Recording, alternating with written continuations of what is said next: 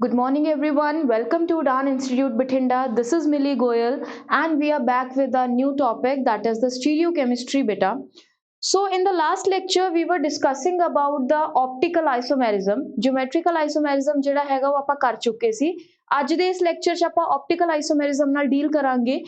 Optical isomerism ਦੀ ਜਿਹੜੀ introductory part ਸੀਗਾ ਉਹ ਆਪਾਂ ਆਲਰੇਡੀ ਲਾਸਟ ਲੈਕਚਰ ਦੇ ਵਿੱਚ ਕਰ ਚੁੱਕੇ ਆ। ਜਿਹੜੇ ਬੱਚੇ ਨੇ ਉਹ ਲੈਕਚਰ ਨਹੀਂ ਦੇਖਿਆ ਹੋਇਆ ਤਾਂ you can go back to the previous lecture and see that lecture. ਠੀਕ ਹੈ, ਤਾਂ ਅੱਜ ਆਪਾਂ ਉੱਥੋਂ ਹੀ ਸਟਾਰਟ ਕਰਾਂਗੇ ਬੇਟਾ ਜੀ।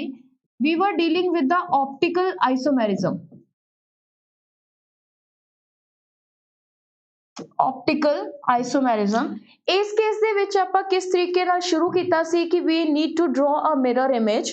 ਆਪਾਂ ਕਿਸੇ ਵੀ ਮੋਲੀਕਿਊਲ ਨੂੰ ਫਿਸ਼ਰ ਪ੍ਰੋਜੈਕਸ਼ਨ ਦੇ ਵਿੱਚ ਡਰਾ ਕਰਦੇ ਆ। ਠੀਕ ਹੈ, ਤੇ ਚਾਰ ਤਰ੍ਹਾਂ ਦੀਆਂ ਆਪਾਂ ਪ੍ਰੋਜੈਕਸ਼ਨਸ ਕੀਤੀਆਂ ਸੀ, ਰਿਪਰੈਜ਼ੈਂਟੇਸ਼ਨ ਕੀਤੀਆਂ ਸੀ, ਵੈਜ ਕੀਤੀ, ਸੌਹੌਰਸ ਕੀਤੀ, ਨਿਊਮੈਨ ਕੀਤੀ, ਦੈਨ ਫਿਸ਼ਰ ਕੀਤੀ। ਤਾਂ ਫਿਸ਼ਰ ਜਿਹੜਾ ਹੈਗਾ ਉਹ ऑप्टिकल आइसोमेरिज्म ਵਾਸਤੇ ਮੋਸਟ ਸੂਟੇਬਲ ਇੱਕ ਰਿਪਰੈਜ਼ੈਂਟੇਸ਼ਨ ਹੈ ਜਿਹੜਾ ਕਿ ਆਪਾਂ ਨੂੰ ਈਜ਼ੀਲੀ ਵਿਜ਼ੂਅਲਾਈਜ਼ ਹੋ ਜਾਂਦਾ ਹੈ ਕਿਸੇ ਵੀ ਉਹਦਾ ਮਿਰਰ ਇਮੇਜ ਬਣਾਉਣ ਵਾਸਤੇ। ਠੀਕ ਹੈ, ਤਾਂ ਅੱਜ ਦੇ ਇਸ ਲੈਕਚਰ ਦੇ ਵਿੱਚ ਆਪਾਂ ਉੱਥੋਂ ਹੀ ਸ਼ੁਰੂ ਕਰਾਂਗੇ ਅਗੇਨ। ਲਾਸਟ ਲੈਕਚਰ ਦੇ ਵਿੱਚ ਆਪਾਂ ਐਨੈਂਸ਼ੀਓਮਰਸ ਦੀ ਗੱਲ ਕੀਤੀ ਸੀ। Now what is the meaning of enantiomers ਬੇਟਾ, ਇਹਨੂੰ ਰਿਪੀਟ ਕਰਦੇ ਆ ਥੋੜਾ ਜਿਹਾ। ਮੰਨ ਲਓ ਇੱਥੇ ਆਪਣੇ ਕੋਲੇ ਕੀ ਹੈ CH3, here we have COOH, this is OH, this is OH, this is H, this is H. Now ਤੁਹਾਨੂੰ ਇਹ ਪੁੱਛਿਆ ਜਾਊਗਾ ਕਿ is this molecule optically active or inactive। ਇਹ ਮੋਲੀਕਿਊਲ ਜਿਹੜਾ ਹੈਗਾ ਉਹ optically active ਹੈ ਕਿ inactive ਹੈ। ਠੀਕ ਹੈ, ਤਾਂ ਆਪਾਂ ਇਹ ਚੀਜ਼ ਦੱਸਣੀ ਹੈ। Now we need to draw the mirror image। ਆਪਾਂ ਇਹਦਾ mirror image draw ਕਰਾਂਗੇ। बेसिकली आ मॉलिक्यूल ਜਿਹੜਾ ਹੈਗਾ ਕੁਝ ਬੱਚਿਆਂ ਨੂੰ ਇਹ ਕਨਫਿਊਜ਼ਨ ਹੋ ਸਕਦੀ ਹੈ ਕਿ ਇਹ ਮੋਲੀਕਿਊਲ ਕੀ ਹੈ। ਅਗਰ ਆਪਾਂ ਇਹਦਾ ਨੋਮਨਕਲੇਚਰ ਵੀ ਕਰਨਾ ਤਾਂ ਬਹੁਤ ਈਜ਼ੀਲੀ ਕਰ ਸਕਦੇ ਆ ਬੇਟਾ ਜੀ। ਠੀਕ ਹੈ, ਇਹਨੂੰ ਆਪਾਂ ਇਸ ਤਰੀਕੇ ਨਾਲ ਵੀ ਡਰਾ ਕਰ ਸਕਦੇ ਹਾਂ। This is CH3, this is CHOH, HOH and COOH। this is nothing but this molecule। ठीक है, ਆ ਆਪਣੇ ਕੋਲੇ ਜਿਹੜਾ ਇੱਥੇ ਡਰਾ ਕੀਤਾ ਹੋਇਆ ਹੈ ਐਗਜ਼ੈਕਟਲੀ ਇਹਨੂੰ ਆਪਾਂ ਇਦਾਂ वर्टिकल तो हॉरिजॉन्टल बनाता ते इस मॉलिक्यूल ਨੂੰ ਇਦਾਂ ਡਰਾ ਕਰਤਾ।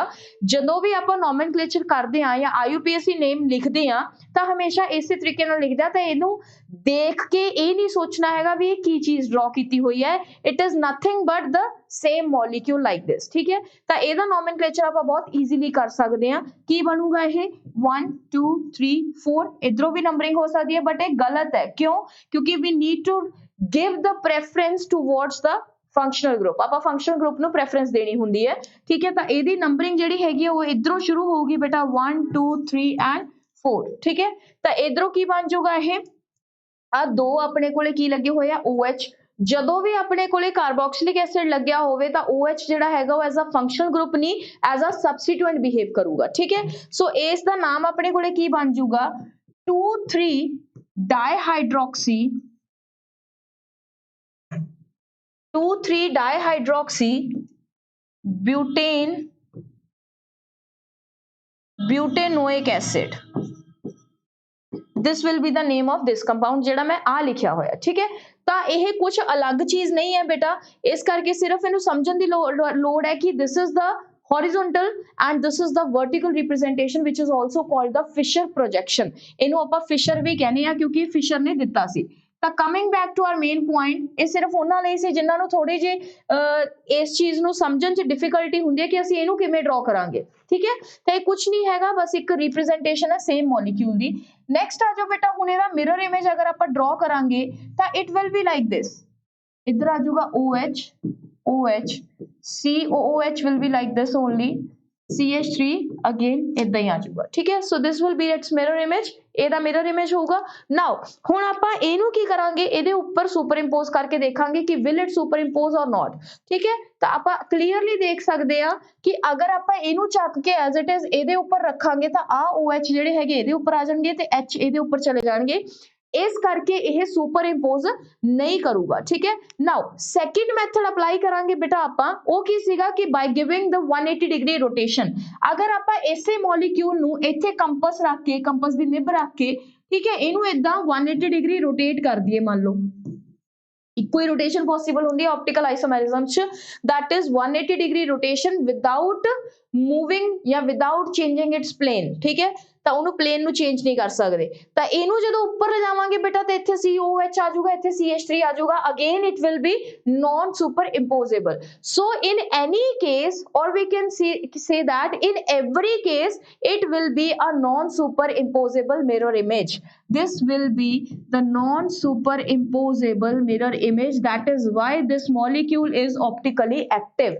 ਆਹ ਜਿਹੜਾ molecule ਹੈ ਇਹ optically active ਹੋਊਗਾ, ਕਿਉਂ? ਕਿਉਂਕਿ ਇਹਦਾ ਜਿਹੜਾ mirror image ਹੈ ਉਹ non superimposable ਹੋਊਗਾ ਇਹਦੇ ਤੇ, ਠੀਕ ਹੈ। ਸੋ ਇਹ ਆਪਣੇ ਕੋਲੇ ਪਹਿਲਾ ਕੁਐਸਚਨ ਹੋ ਗਿਆ। ਨੈਕਸਟ ਹੈ ਕਿ ਹੁਣ ਜਿਹੜੇ non superimposable mirror image ਹੁੰਦੇ ਨੇ ਉਹਨੂੰ ਕਹਿੰਦੇ ਕੀ ਆ ਆਪਾਂ, they are called the enantiomers।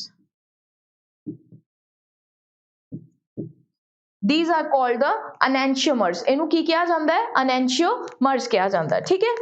ਅਗਰ ਆਪਣੇ ਕੋਲੇ ਬੇਟਾ ਜੀ ਅਗਰ ਦੂਸਰਾ ਕੇਸ ਹੋ ਜੇ, ਮੰਨ ਲਓ ਮੈਂ ਇੱਥੋਂ ਹਟਾ ਕੇ ਨੈਕਸਟ ਕੇਸ ਆਪਾਂ ਇੱਥੇ ਲਗਾਉਂਦੇ ਆ,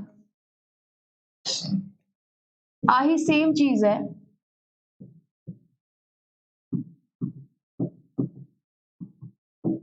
ਅਗਰ ਇੱਥੇ ਵੀ CH3 ਹੈ, ਠੀਕ ਹੈ, ਤਾਂ ਹੁਣ ਆਪਾਂ ਕੀ ਕਰਦੇ ਆ, ਲੈਟਸ ਡਰਾ it's mirror image again. this is the mirror representation of the mirror।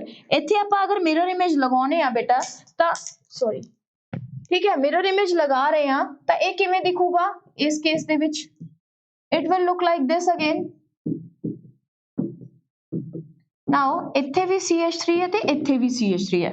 ਤੁਸੀਂ ਹੁਣ ਦੇਖੋਗੇ ਕਿ ਅਗਰ ਇਸ ਮੋਲੀਕਿਊਲ ਨੂੰ ਆਪਾਂ as it is ਚੱਕ ਕੇ ਇਹਦੇ ਉੱਪਰ ਰੱਖਦੇ ਆ ਤਾਂ it will not superimpose, ਇਹ superimpose ਨਹੀਂ ਕਰੂਗਾ, ਠੀਕ ਹੈ।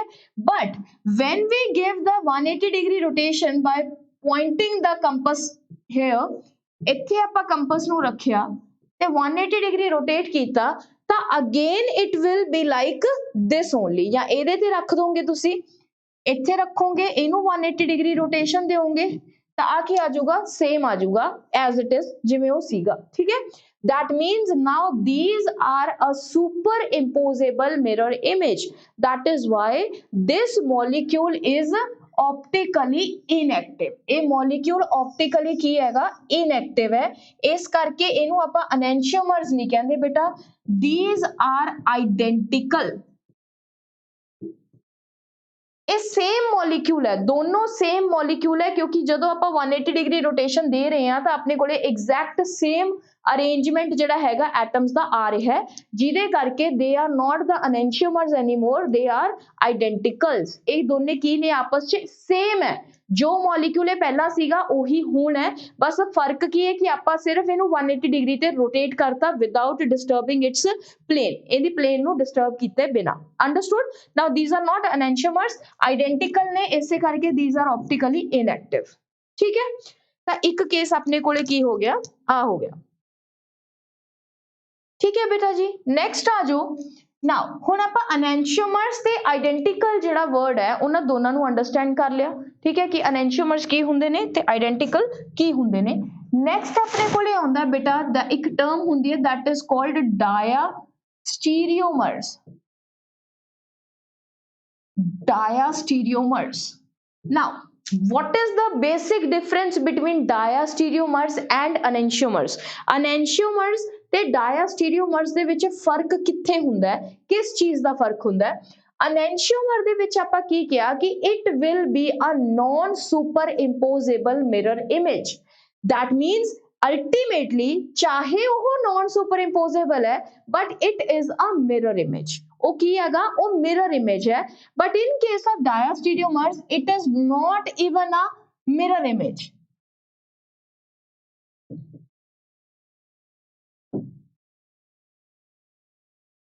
are not mirror image of each other। ਤਾਂ ਜਿਹੜੇ diastereomers ਹੁੰਦੇ ਨੇ ਬੇਟਾ ਇਹ ਦੋਨੋਂ ਇੱਕ ਦੂਜੇ ਦੇ mirror image ਤੱਕ ਵੀ ਨਹੀਂ ਹੁੰਦੇ, ਠੀਕ ਹੈ। ਇਸ ਕਰਕੇ enantiomers ਤੇ diastereomers ਦੇ ਵਿੱਚ ਤੁਸੀਂ ਬਹੁਤ ਕਲੀਅਰਲੀ ਡਿਫਰੈਂਸ਼ੀਏਟ ਕਰ ਸਕਦੇ ਹੋ ਕਿ ਕਿਹੜਾ ਕੌਣ ਹੈ, ਠੀਕ ਹੈ। ਤਾਂ ਤੁਹਾਡੇ ਕੋਲ ਪੇਪਰ ਦੇ ਵਿੱਚ ਚਲੋ ਇੱਕ ਐਗਜ਼ਾਮਪਲ ਡਰਾ ਕਰਦੇ ਹਾਂ ਫਸਟਲੀ, ਫਿਰ ਆਪਾਂ ਕੁਐਸਚਨ ਤੇ ਆਵਾਂਗੇ।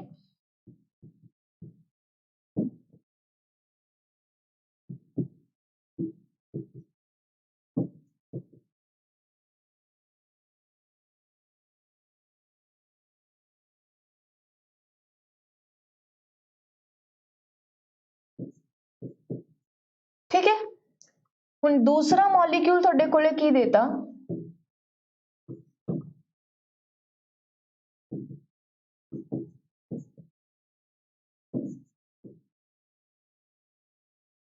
आ देते बेटा, ठीक है।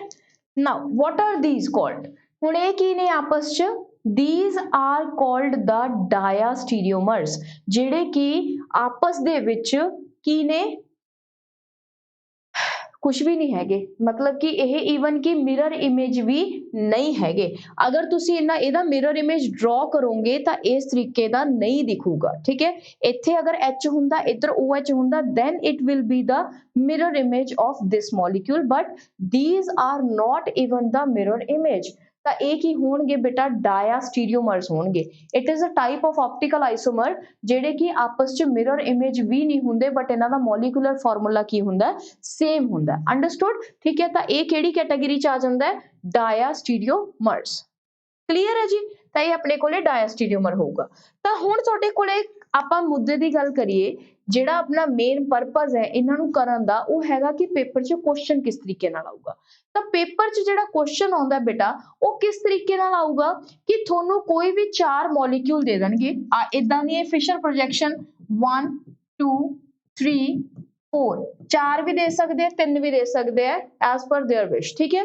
ਤਾਂ ਜਦੋਂ ਤੁਹਾਡੇ ਕੋਲੇ 4 ਫਿਸ਼ਰ ਪ੍ਰੋਜੈਕਸ਼ਨ ਇੱਥੇ ਦਿਖਾਈਆਂ ਹੋਣਗੀਆਂ, ਤਾਂ ਤੁਹਾਨੂੰ ਕੁਐਸਚਨ ਇਹ ਪੁੱਛਿਆ ਜਾਊਗਾ ਕਿ which of the following option is correct, ਕਿਹੜੀ ਫੋਲੋਇੰਗ ਆਪਸ਼ਨ ਜਿਹੜੀ ਹੈਗੀ ਆ ਉਹ ਕਰੈਕਟ ਹੈ। ਤੇ ਉਹ ਫੋਲੋਇੰਗ ਆਪਸ਼ਨਸ ਕਿਸ ਤਰੀਕੇ ਨਾਲ ਹੋਣਗੀਆਂ ਕਿ 1 first and third are enantiomers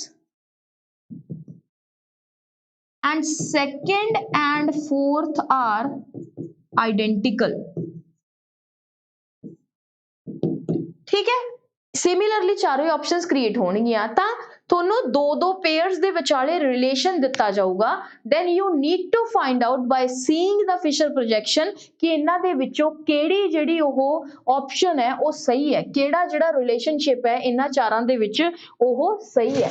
ਤਾਂ ਉਸ ਬੇਸ ਤੇ ਤੁਸੀਂ ਕੀ ਕਰੋਗੇ ਬੇਟਾ ਜੀ, ਆਨਸਰ ਕਰੋਗੇ ਕੁਐਸਚਨ ਦਾ। ਤਾਂ ਜ਼ਰੂਰੀ ਨਹੀਂ ਹੈ ਕਿ ਤੁਸੀਂ ਉੱਥੇ ਤੁਹਾਨੂੰ ਮਿਰਰ ਇਮੇਜ ਡਰਾ ਕਰਕੇ ਬਣਾਉਣ ਵਾਲਾ ਕੁਐਸਚਨ ਪੁੱਛਣ, ਇਹ ਪੁੱਛਿਆ ਜਾਵੇ ਵੀ ਇਹ ਆਪਟੀਕਲੀ ਐਕਟਿਵ ਹੈ ਕਿ ਇਨਐਕਟਿਵ ਹੈ, ਠੀਕ ਹੈ, ਇਹ ਐਨੈਂਸ਼ੀਅਮਰ ਹੋਊਗਾ ਕਿ ਨਹੀਂ ਹੋਊਗਾ, ਇਹ ਵੀ ਕੁਐਸਚਨ ਆ ਸਕਦੇ ਆ। But these are bit easy questions, ਇਹ ਥੋੜੇ ਈਜ਼ੀ ਕੁਐਸਚਨ ਹੁੰਦੇ ਆ। ਪਰ ਜਦੋਂ ਤੁਹਾਨੂੰ ਇਹ 4 ਤਰ੍ਹਾਂ ਦੇ ਡਰਾ ਕਰਕੇ ਦੇ ਦਿੰਦੇ ਨੇ, ਉਸ ਤੋਂ ਬਾਅਦ ਤੁਹਾਨੂੰ ਰਿਲੇਸ਼ਨ ਫਾਈਂਡ ਆਊਟ ਕਰਨ ਲਈ ਕਿਹਾ ਜਾਂਦਾ ਹੈ, ਤਾਂ that is a kind of bit tough question या एक लेवल का क्वेश्चन हुंदा है जिहड़ा कि अपने पेपर दे विच आ सकदा है। सो इस चीज नू अटेम्प्ट करन वास्ते बेटा you need to first clear your concept of enantiomers, diastereomers and meso compounds। जिहड़ा आपां हुण करांगे, 4 टर्म्स हुंदियां ने। पहली हुंदी है आइडेंटिकल, जिहड़ी आपां ऑलरेडी कर चुके हैं। दूसरी हुंदी है enantiomers, enantiomers भी आपां कर चुके हैं, ठीक है। डायास्टीरियोमर्स भी आप कर चुके हैं कि ये एक दूजे दे मिरर इमेज भी नहीं होंगे। ये सब तो ईजी है फाइंड आउट करना। मिरर इमेज जिहड़ा ना होवे, चाहे वो सुपर इंपोज है चाहे नॉन सुपर इंपोज है, गल ही खत्म हो जाती है उत्थे दोनों दी। वो मिरर इमेज ही ना होवे, that is called the diastereomer. अगला की आ जाता है बेटा meso compounds. Meso compounds, meso compound नूं हुण आपां डिस्कस करांगे कि ये की हुंदे आ। Let's take an example.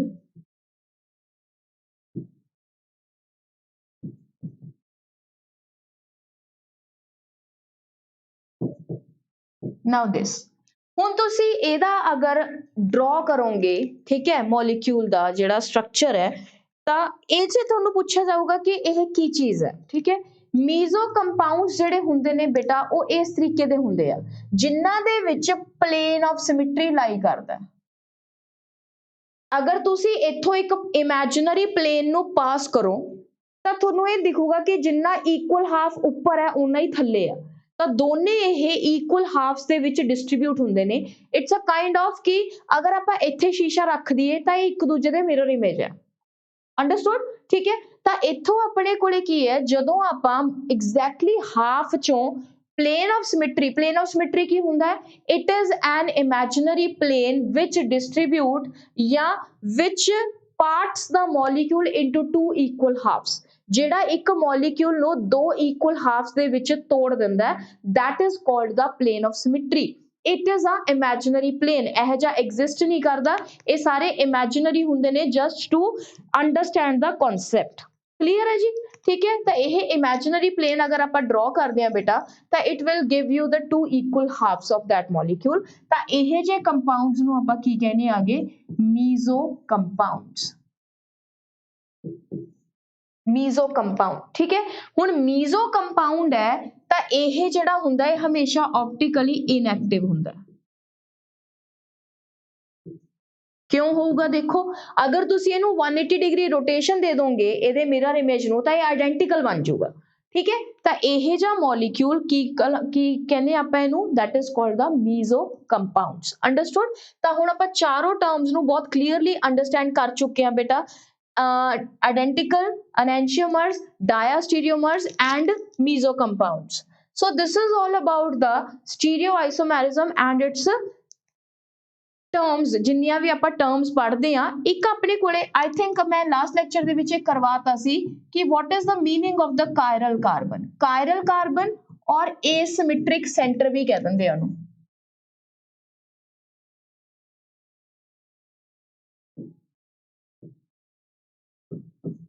asymmetric center, ठीक है। Chiral carbon and asymmetric center ਤਾਂ ਇਹ ਇੱਕੋ ਹੀ ਗੱਲ ਹੁੰਦੀ ਹੈ। ਕਾਇਰਲ ਕਾਰਬਨ ਕੀ ਹੁੰਦਾ बेटा, ਜਦੋਂ ਆਪਣੇ ਕੋਲੇ ਕਾਰਬਨ ਦੇ ਨਾਲ ਲੱਗੇ ਹੋਏ ਚਾਰੋਂ ਗਰੁੱਪ ਕੀ ਹੋਣ, ਡਿਫਰੈਂਟ ਹੋਣ, that is called the chiral carbon। ਇੱਥੇ ਕੀ ਹੋਵੇ R1 double dash R triple dash and R, ठीक है। ਜਦੋਂ ਚਾਰੋਂ ਲੱਗੇ ਹੋਏ ਗਰੁੱਪ ਕੰਪਲੀਟਲੀ ਡਿਫਰੈਂਟ ਹੋਣ ਇੱਕ ਦੂਜੇ ਤੋਂ, that is called the chiral carbon and it is also called the asymmetric center। ਇਹਨੂੰ ਕੀ ਕਿਹਾ ਜਾਂਦਾ ਹੈ?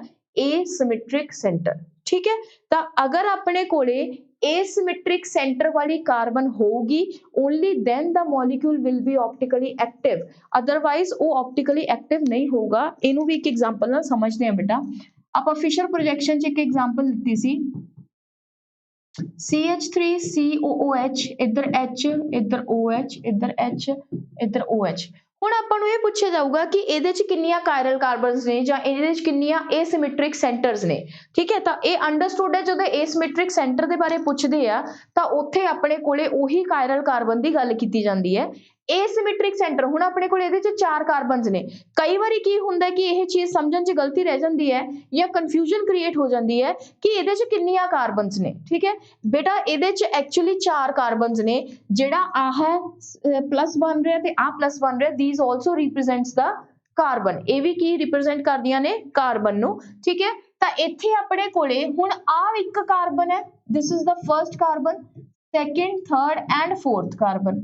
ਹੁਣ ਆਪਾਂ ਇਹ ਦੱਸਣਾ ਹੈ ਕਿ ਇਹਦੇ ਚ asymmetric centers ਕਿੰਨੇ ਨੇ। asymmetric centers ਮਤਲਬ chiral centers। chiral centers ਕਿੰਨੇ ਨੇ, ਠੀਕ ਹੈ। ਤਾਂ ਪਹਿਲਾਂ ਆਪਾਂ CH3 ਨੂੰ ਦੇਖੀਏ, ਇਹਦੇ ਨਾਲ ਤਿੰਨ ਤਾਂ ਹਾਈਡਰੋਜਨ ਹੀ ਲੱਗੇ ਪਏ ਆ, that means it can't be asymmetric। ਇਹ asymmetric ਹੋ ਹੀ ਨਹੀਂ ਸਕਦਾ, ਨਾ ਹੀ chiral ਹੋ ਸਕਦਾ, ਕਿਉਂਕਿ ਤਿੰਨ ਕੀ ਲੱਗ ਗਏ ਇਹਦੇ ਨਾਲ? ਹਾਈਡਰੋਜਨ। ਇਹਦੇ ਤੇ ਆਉਣੇ ਆ बेटा, ਇਹਦੇ ਤੇ ਇੱਕ ਕੀ ਲੱਗਿਆ ਹੋਇਆ CH3, ਇੱਕ ਕੀ ਲੱਗਿਆ ਹੋਇਆ OH, ਇੱਕ ਕੀ ਲੱਗਿਆ ਹੋਇਆ H ਤੇ ਇੱਕ ਕੀ ਲੱਗਿਆ ਹੋਇਆ ਆ ਸਾਰਾ ਗਰੁੱਪ, ਇਹੀ ਹੈ ਨਾ, ठीक है। ਅੱਗੇ ਵੀ ਕੀ ਲੱਗੀ ਹੋਈ ਹੈ? ਕਾਰਬਨ, ਜਿਹਦੇ ਨਾਲ ਆ ਲੱਗਿਆ ਹੋਇਆ, ਲਾਈਕ ਦਿਸ। ਤਾਂ it is the asymmetric center। asymmetric center ਨੂੰ ਜਨਰਲੀ ਇਸ ਸਟਾਰ ਦੇ ਨਾਲ ਰਿਪਰੈਜ਼ੈਂਟ ਕੀਤਾ ਜਾਂਦਾ ਹੈ। ਜਦੋਂ ਕਿਤੇ ਵੀ ਆ ਲੱਗਿਆ ਹੋਵੇ ਸਟਾਰ, ਟਰਮੀਨੋਲੋਜੀ ਹੈ ਇਹ ਕਿ ਜਦੋਂ ਵੀ ਸਟਾਰ ਲੱਗਿਆ ਹੁੰਦਾ ਤਾਂ ਅੰਡਰਸਟੂਡ ਹੁੰਦਾ ਕਿ this is the asymmetric center, ਜਾਂ ਉਹ ਤੁਹਾਨੂੰ ਲਿਖ ਕੇ ਦੇਣਗੇ ਕਿ ਇਹ asymmetric center ਹੈ, ਠੀਕ ਹੈ। ਜਿਹੜੇ ਵੀ ਕੁਐਸਚਨ ਚ ਦਿੱਤਾ ਹੋਊਗਾ, ਇਟ ਜਸਟ ਇੰਡੀਕੇਸ਼ਨ ਕਿ they have given you the asymmetric center। Next that means आ अपने को एक कायरल कार्बन हो गया। सिमिलरली आह भी की हैगी कायरल कार्बन है, क्यों? क्योंकि ऊपर की लग्या हुआ आ सारा मॉलिक्यूल, आ लग्या हुआ H, OH ते इधर लग्या हुआ COOH, again the four different groups। So this carbon will also be the chiral carbon or behaving as a asymmetric center। asymmetric center ਦੀ ਤਰ੍ਹਾਂ behave ਕਰ ਰਿਹਾ। नेक्स्ट आ जाओ बेटा लास्ट कार्बन ਦੇ ਉੱਤੇ, ਤਾਂ ਆ ਵੀ ਕੀ ਹੋਗੀ? asymmetric center। ਆ ਵੀ ਕੀ ਹੋ ਗਿਆ? asymmetric center। ਤਾਂ ਆ ਆਪਣੇ ਕੋਲੇ ਹੁਣ ਇਹਦੇ ਤੇ ਆ ਜਾਓ, ਇਹਦੀ ਸਟਰਕਚਰ ਐਕਚੁਅਲ ਚ ਕਿਵੇਂ ਹੁੰਦੀ ਹੈ? ਆਹਾ ਉੱਪਰ ਲੱਗਿਆ ਹੋਇਆ ਗਰੁੱਪ ਹੁਣ ਆ ਦੋਨੇ ਬੌਂਡ ਜਿਹੜੇ ਹੈਗੇ ਆ ਉਹ ਆਕਸੀਜਨ ਦੇ ਨਾਲ ਬਣਾਏ ਹੋਏ ਆ ਤਾਂ ਇਟ ਕਾਂਟ ਬੀ ਏਸਿਮੈਟ੍ਰਿਕ ਇਹ ਏਸਿਮੈਟ੍ਰਿਕ ਨਹੀਂ ਹੋ ਸਕਦੀ ਕਾਰਬਨ ਦੇ ਚਾਰੋਂ ਗਰੁੱਪ ਜਿਹੜੇ ਹੈਗੇ ਆ ਉਹ ਡਿਫਰੈਂਟ ਹੋਣੇ ਚਾਹੀਦੇ ਚਾਰੋਂ ਬੌਂਡ ਜਿਹੜੇ ਹੈਗੇ ਨੇ ਉਹ ਡਿਫਰੈਂਟ ਹੋਣੇ ਚਾਹੀਦੇ ਬਟ ਇੱਥੇ ਦੋਨੋਂ ਦੇ ਦੋਨੋਂ ਬੌਂਡ ਕਿਹਦੇ ਨਾਲ ਬਣੇ ਹੋਏ ਨੇ ਆਕਸੀਜਨ ਦੇ ਨਾਲ ਬਣੇ ਹੋਏ ਆ ਜਿਹਦੇ ਕਰਕੇ this will not be the asymmetric centre ਇਹ ਏਸਿਮੈਟ੍ਰਿਕ ਸੈਂਟਰ ਨਹੀਂ ਹੋਊਗਾ ਅੰਡਰਸਟੂਡ ਸੋ ਇਹਦੇ ਚ ਕਿੰਨੀਆਂ ਕਾਇਰਲ ਕਾਰਬਨਸ ਨੇ ਬੇਟਾ these contain two chiral carbons or two asymmetric centers clear है ठीक है अगर ਤੁਹਾਨੂੰ ਕੋਈ ਪੁੱਛੇ ਕਿ ਇਹਦੇ ਚ ਕਿੰਨੇ plane of symmetry ਹੈ ਤਾਂ it contains zero plane of symmetry ਕਿਉਂ ਕਿਉਂਕਿ ਤੁਸੀਂ plane of symmetry ਅਗਰ ਇੱਥੋਂ ਪਾਸ ਕਰੋਗੇ ਤੇ ਦੋ equal halves ਦੇ ਵਿੱਚ ਡਿਸਟ੍ਰੀਬਿਊਟ ਨਹੀਂ ਕਰਦਾ ਤਾਂ ਤੁਹਾਨੂੰ ਇਸ ਤਰ੍ਹਾਂ ਦੇ ਕੁਐਸਚਨ ਪੁੱਛੇ ਜਾ ਸਕਦੇ ਆ ਕੋਈ ਵੀ ਮੋਲੀਕਿਊਲ ਦੇ ਕੇ ਕਿ ਕਿੰਨੇ ਇਹਦੇ ਚ chiral carbon ਨੇ ਕਿੰਨੇ ਇਹਦੇ ਚ center of symmetry ਹੈ ਠੀਕ ਹੈ ਜਾਂ ਇਹਦੇ ਚ ਕਿੰਨੇ asymmetric centers ਨੇ ਜਾਂ ਫਿਰ ਇਹਦੇ ਚ ਕਿੰਨੇ plane of symmetry ਹੈ ਤਾਂ ਇਹ ਕੁਐਸਚਨ ਜਿਹੜੇ ਹੈਗੇ ਤੁਹਾਨੂੰ ਪੇਪਰ 'ਚ ਬਹੁਤ ਕਾਮਨ ਕੁਐਸਚਨ ਨੇ ਇਹ ਜਿਹੜੇ ਕਿ ਪੁੱਛੇ ਜਾ ਸਕਦੇ ਆ ਤੇ ਸਿਰਫ ਇੱਕ ਇੰਟਰੋਡਕਸ਼ਨ ਦੀ ਹੀ ਲੋੜ ਹੁੰਦੀ ਹੈ ਕਿ ਤੁਹਾਨੂੰ ਇਹਦੇ ਬਾਰੇ ਪਤਾ ਹੋਵੇ ਕਿ ਇਹ ਜਿਹੀਆਂ ਵੀ ਕੁਝ ਟਰਮਸ ਜਿਹੜੀਆਂ ਹੈਗੀਆਂ ਉਹ ਐਗਜ਼ਿਸਟ ਕਰਦੀਆਂ ਨੇ ਬਹੁਤ ਬੱਚੇ ਇਦਾਂ ਦੇ ਨੇ ਜਿਨ੍ਹਾਂ ਨੂੰ ਇਹ ਟਰਮਸ ਦੀ ਡੈਫੀਨੇਸ਼ਨ ਹੀ ਨਹੀਂ ਪਤਾ ਹੈਗੀ ਇਸ ਕਰਕੇ ਜਦੋਂ ਇਹ ਪੇਪਰ 'ਚ ਆਉਂਦਾ ਤਾਂ ਆਪਾਂ ਸਿੱਧਾ ਇਹ ਕੁਐਸਚਨ ਨੂੰ ਛੱਡਦੇ ਆ ਕਿ ਇਹ ਤਾਂ ਸਾਨੂੰ ਆਉਂਦਾ ਹੀ ਨਹੀਂ ਠੀਕ ਹੈ ਇਹ ਟਰਮ ਤਾਂ ਅਸੀਂ ਕਦੇ ਪੜ੍ਹੀ ਨਹੀਂ ਹੈ ਬਟ ਇਹ ਟਰਮ ਜੇ ਤੁਸੀਂ ਸਿਰਫ ਇੱਕ ਡਿਫਾਈਨ ਕਰਨੀ ਵੀ ਸਿੱਖ ਲਓ ਜਾਂ ਤੁਹਾਨੂੰ ਇੱਕ ਡੈਫੀਨੇਸ਼ਨ ਵੀ ਆਉਂਦੀ ਹੋਵੇ ਤਾਂ you can attempt the question very easily understood ਠੀਕ ਹੈ ਤਾਂ ਇਹ ਆਪਣੇ ਕੋਲੇ ਕੁਝ ਇੰਪੋਰਟੈਂਟ ਟਰਮਸ ਸੀਗੀਆਂ ਸਟੀਰੀਓ ਕੈਮਿਸਟਰੀ ਦੇ ਵਿੱਚ ਜਿਹਦੇ ਵਿੱਚੋਂ ਡਾਇਰੈਕਟ ਕੁਐਸਚਨ ਜਿਹੜੇ ਹੈਗੇ ਉਹ ਪੇਪਰ 'ਚ ਪੁੱਛੇ ਜਾਂਦੇ ਆ ਬੇਟਾ ਨੈਕਸਟ ਆਪਣੇ ਕੋਲੇ ਆ ਗਿਆ ਕਿ ਆਪਾਂ ਆਲਰੇਡੀ ਜਿਓਮੈਟ੍ਰੀਕਲ ਆਈਸੋਮੈਰਿਜ਼ਮ ਨੂੰ ਕਰ ਚੁੱਕੇ ਆ ਠੀਕ ਹੈ ਤਾਂ ਜਿਓਮੈਟ੍ਰੀਕਲ ਆਈਸੋਮੈਰਿਜ਼ਮ ਜਿਹੜਾ ਹੁੰਦਾ ਉਹ ਤੁਹਾਨੂੰ ਕਈ ਵਾਰੀ ਆਪਾਂ ਕੀ ਸੋਚਦੇ ਆ ਕਿ ਸਾਨੂੰ ਇਹ ਚੀਜ਼ ਤਾਂ ਕਰਵਾਈ ਨਹੀਂ ਹੋਈ ਮੰਨ ਲਓ ਤੁਹਾਡੇ ਕੋਲੇ ਇੱਕ ਇਦਾਂ ਦਾ ਮੋਲੀਕਿਊਲ ਆ ਜਾਏ ਲਾਈਕ ਦਿਸ ਹਨਾ ਆ ਮੋਲੀਕਿਊਲ ਆ ਜਾਂਦਾ ਤੇ ਇੱਥੇ ਤੁਹਾਡੇ ਕੋਲੇ ਕੀ ਆ ਜਾਂਦਾ double bond let's say this is an example of geometrical isomerism ठीक है ਹੁਣ ਇੱਕ ਤਾਂ ਆਪਾਂ ਇਹਦਾ ਨੋਮਨਕਲੇਚਰ ਕਰਨਾ ਹੈ that is a different issue ਉਹਦੇ ਚ ਕੋਈ ਇਸ਼ੂ ਨਹੀਂ ਹੈ ਉਹ ਆਪਾਂ ਬਹੁਤ ਈਜ਼ੀਲੀ ਕਰ ਸਕਦੇ ਹਾਂ ਕਿਉਂਕਿ ਜਿੰਨੀਆਂ ਵੀ ਸ਼ਾਰਪ ਐਂਡਸ ਨੇ ਦੇ ਰਿਪਰੈਜ਼ੈਂਟਸ ਦਾ ਕਾਰਬਨ ਇਹ ਕਾਰਬਨ ਨੂੰ ਰਿਪਰੈਜ਼ੈਂਟ ਕਰਦੇ ਆ ਤਾਂ we can very easily give the name to this molecule ਠੀਕ ਹੈ ਉਹ ਆਪਣਾ ਇੱਕ ਅਲੱਗ ਏਜੰਡਾ ਹੈ ਉਹ ਬਾਅਦ ਚ ਕਰਾਂਗੇ now we are dealing with the geometrical isomerism ਦੇ ਵਿੱਚ ਕੀ ਹੈ ਬੇਟਾ ਨਾ ਆਪਣੇ ਕੋਲੇ ਦੋ ਕੰਡੀਸ਼ਨਸ ਹੁੰਦੀਆਂ ਨੇ ਕਿਹੜੀਆਂ ਕਿ ਕਦੇ ਵੀ ਡਬਲ ਬੌਂਡ ਦੇ ਐਬਸੈਂਸ ਦੇ ਵਿੱਚ ਜਿਓਮੈਟ੍ਰੀਕਲ ਆਈਸੋਮੈਰਿਜ਼ਮ ਨੂੰ ਨਹੀਂ ਦੱਸਿਆ ਜਾ ਸਕਦਾ ਠੀਕ ਹੈ that means at least one double bond is needed ਠੀਕ ਹੈ ਤਾਂ ਉਹ ਆਪਣੇ ਕੋਲੇ ਹੈਗਾ as per our requirement we have one double bond ਹੈਗਾ ਜੀ ਠੀਕ ਹੈ ਨੈਕਸਟ ਆ ਜਾਂਦਾ ਹੈ ਕਿ ਇੱਕੋ ਹੁਣ ਆਪਣੇ ਕੋਲੇ ਕੰਸੀਡਰੇਬਲ ਕਾਰਬਨਸ ਕਿਹੜੀਆਂ ਨੇ ਸਿਰਫ ਡਬਲ ਬੌਂਡ ਵਾਲੀਆਂ ਅੰਡਰਸਟੂਡ ਠੀਕ ਹੈ ਹੁਣ ਆ ਪਹਿਲੀ ਕਾਰਬਨ ਆ ਦੂਜੀ ਕਾਰਬਨ ਜਾਂ ਵਾਈਸ ਵਰਸਾ ਜਿਵੇਂ ਮਰਜ਼ੀ ਕਰ ਸਕਦੇ ਹੋ ਤੁਸੀਂ ਹੁਣ ਆਪਣੇ ਕੋਲੇ ਦੂਸਰੀ ਕੰਡੀਸ਼ਨ ਕੀ ਹੁੰਦੀ ਹੈ ਬੇਟਾ ਕਿ ਜੇ ਆਪਾਂ ਜਿਓਮੈਟ੍ਰੀਕਲ ਆਈਸੋਮੈਰਿਜ਼ਮ ਜਾਂ ਸਪੈਸੀਫਿਕਲੀ ਸਿਸ ਐਂਡ ਟਰਾਂਸ ਆਪਾਂ ਕਿਸੇ ਵੀ ਮੋਲੀਕਿਊਲ 'ਚ ਦੱਸਣਾ ਹੈ ਤਾਂ ਪਹਿਲੀ ਕਾਰਬਨ ਤੇ ਦੂਜੀ ਕਾਰਬਨ ਤੇ ਲੱਗੇ ਹੋਏ ਦੋਨੋਂ ਗਰੁੱਪ ਜਿਹੜੇ ਹੈਗੇ ਆ ਉਹ ਸੇਮ ਨਹੀਂ ਹੋ ਸਕਦੇ ਮਤਲਬ ਕਿ ਆ ਦੋਨੇ ਸੇਮ ਨਹੀਂ ਹੋ ਸਕਦੇ ਇਹ ਪੋਸੀਬਲ ਨਹੀਂ ਹੈ ਇਹ ਦੋਨੋਂ ਗਰੁੱਪ ਦੇ ਮਸਟ ਬੀ ਡਿਫਰੈਂਟ ਆ ਜਿਹੜੇ ਹੈਗੇ ਆ ਇਹ ਇਦਾਂ ਹੋ ਸਕਦੇ ਆ ਕਲੀਅਰ ਤਾਂ ਹੁਣ ਆਪਾਂ ਇਹਦੇ 'ਚ ਕੀ ਦੇਖ ਰਹੇ ਆ ਬੇਟਾ ਕਿ ਆ ਜਿਹੜੀ ਕਾਰਬਨ ਹੈ ਇਹਨੂੰ ਮੈਂ ਥੋੜਾ ਜਿਹਾ ਓਪਨ ਕਰਕੇ ਬਣਾਉਣੀ ਆ ਜਿਹੜੀ ਆ ਸਟਰਕਚਰ ਹੈ this is equivalent to ਆ ਆਪਣੇ ਕੋਲੇ ਕਾਰਬਨ ਹੈ this is again carbon this is carbon like this ਠੀਕ ਹੈ ਇਹ ਆਪਣੇ ਕੋਲੇ ਬੇਸਿਕਲੀ ਆਹ ਸਟਰਕਚਰ ਹੈ ਜਿੱਥੇ ਡਬਲ ਬੌਂਡ ਕਿੱਥੇ ਪਿਆ ਇੱਥੇ ਪਿਆ ਠੀਕ ਹੈ ਜੀ this is like this ਤਾਂ ਇਹ ਆਪਣੇ ਕੋਲੇ ਕੀ ਹੋ ਜਾਂਦਾ ਬੇਟਾ ਹੁਣ ਆ ਕਾਰਬਨ ਜਿਹੜਾ ਹੈਗਾ ਇਹਦੇ ਕੋਲੇ ਕਿਹੜੇ ਬੌਂਡਸ ਨੇ ਇਸ ਕਾਰਬਨ ਦੇ ਇਧਰਲੇ ਐਂਡ ਤੇ ਕੀ ਲੱਗਿਆ ਹੋਇਆ ਕਾਰਬਨ ਇਸ ਕਾਰਬਨ ਦੇ ਇਧਰਲੇ ਐਂਡ ਤੇ ਕੀ ਲੱਗਿਆ ਹੋਇਆ ਕਾਰਬਨ ਠੀਕ ਹੈ ਜੀ ਦੂਜਾ ਹੁਣ ਕਾਰਬਨ ਨੇ ਟੋਟਲ ਕਿੰਨੇ ਬੌਂਡ ਬਣਾਉਣੇ ਹੁੰਦੇ ਆ 4 ਬੌਂਡ ਠੀਕ ਹੈ let me right it in the centre exactly centre ਚ ਡਰਾ ਕਰਦੇ ਆ ਆਪਾਂ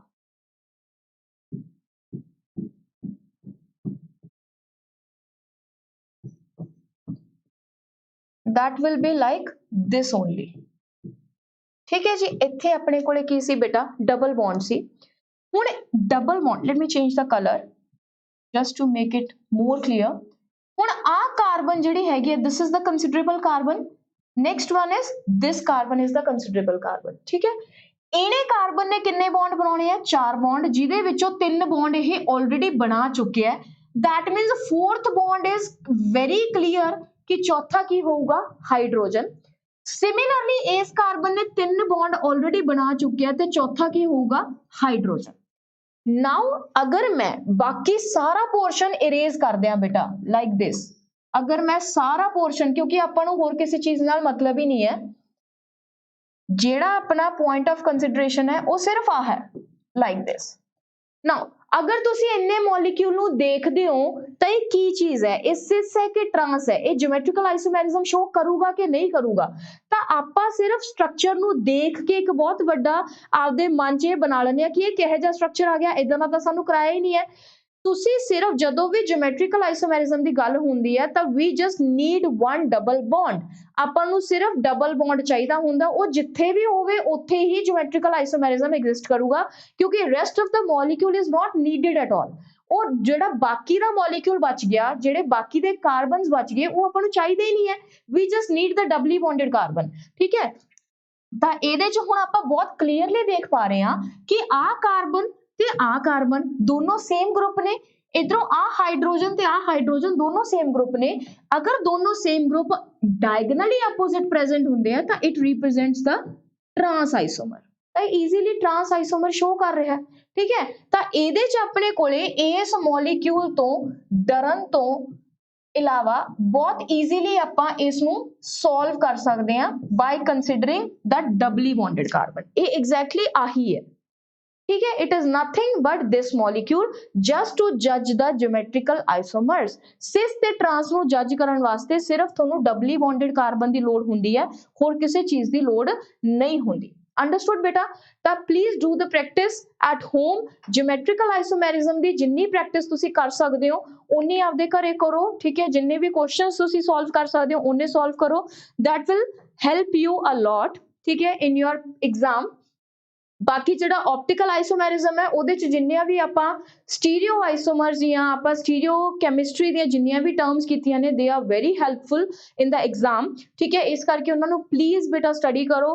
ਤੇ ਬਾਕੀ ਦਾ ਜਿਹੜਾ ਲੈਕਚਰ ਹੈ ਉਹ ਆਪਾਂ ਨੈਕਸਟ ਕਲਾਸ ਦੇ ਵਿੱਚ ਡੀਲ ਕਰਾਂਗੇ। ਸਟੀਰੀਓ ਕੈਮਿਸਟਰੀ ਜਿਹੜੀ ਹੈਗੀ ਉਹ ਆਲਮੋਸਟ ਆਪਣੀ ਜਿੰਨੀ ਕੁ ਰਿਕੁਆਇਰਡ ਸੀ ਉਹ ਆਪਾਂ ਕੰਪਲੀਟ ਕਰ ਚੁੱਕੇ ਹਾਂ, ऑप्टिकल आइसोमेरिज्म ਕੰਪਲੀਟ ਕਰ ਚੁੱਕੇ ਹਾਂ। So please do practice at home and if you have any doubt you can ask me any time by commenting in the comment box or in the chat box. Thank you so much.